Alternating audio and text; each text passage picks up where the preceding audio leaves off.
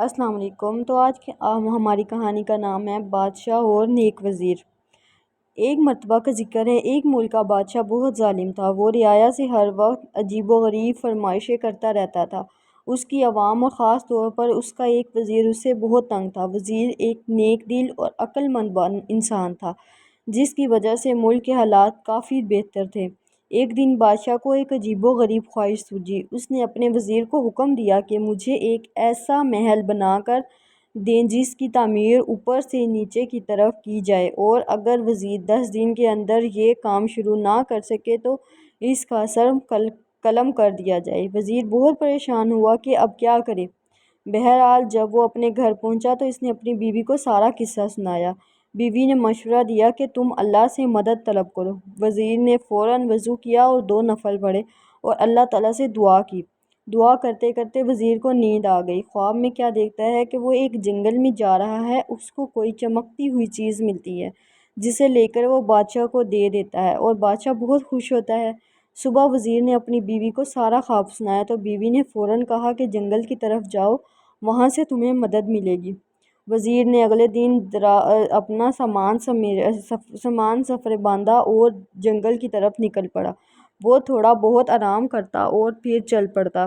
چلتے چلتے اس کو 5 دن ہو گئے لیکن کچھ کامیابی نہ ملی، تو اس نے سوچا چلو اب واپس چلتے ہیں، اس مسئلے کا کوئی حل نہیں۔ جب وہ واپس مڑنے لگا تو اچانک اس کی نظر ایک خرگوش پر پڑی جو بیچارہ شکنجے میں پھنسا ہوا تھا۔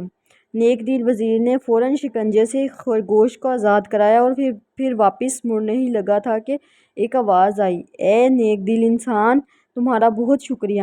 وزیر حیرت سے مڑا تو کیا دیکھتا ہے کہ ایک چھوٹا سا بونا کھڑا ہے۔ وزیر کے پوچھنے پر اس نے بتایا کہ اس کو ایک جادوگر نے خرگوش بنایا ہوا تھا۔ شکنجہ کھولتے ہی جادوگر کا اثر زائل ہو گیا۔ وزیر نے اسے اپنی مشکل بتائی تو بونے نے اسے اپنے ساتھ چلنے کو کہا۔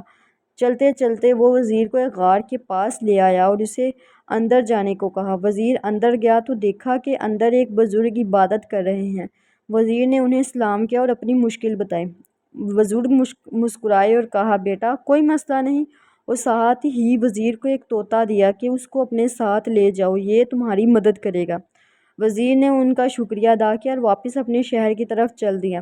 اپنے گھر جا کر اس نے اپنی بیوی کو سارا ماجرا سنایا۔ اگلے دن وہ بادشاہ کے محل گیا اور بادشاہ کو کہا، آپ میرے ساتھ چلیں اور دیکھیں میں کیسے اوپر سے نیچے کی طرف محل تعمیر کرتا ہوں۔ وزیر بادشاہ کو ایک کھلی جگہ لے آیا جہاں بادشاہ نے نیا محل بنانے کو کہا تھا۔ اس جگہ مزدور اور مستری اور تعمیراتی سامان پڑا ہوا تھا۔ وزیر نے طوطے کو ہوا میں چھوڑا اور کہا، چلو میاں مٹھو، اب اپنا کام دکھاؤ۔ طوطا اڑتا ہوا کافی اونچائی پر چلا گیا اور آوازیں لگانی شروع کر دی کہ اینٹیں پکڑاؤ، اینٹیں پکڑاؤ۔ بادشاہ یہ سن کر غصے میں آ گیا اور وزیر کو کہا، بھلا اتنی زیادہ اونچائی پر کوئی اینٹ کیسے پہنچائے گا؟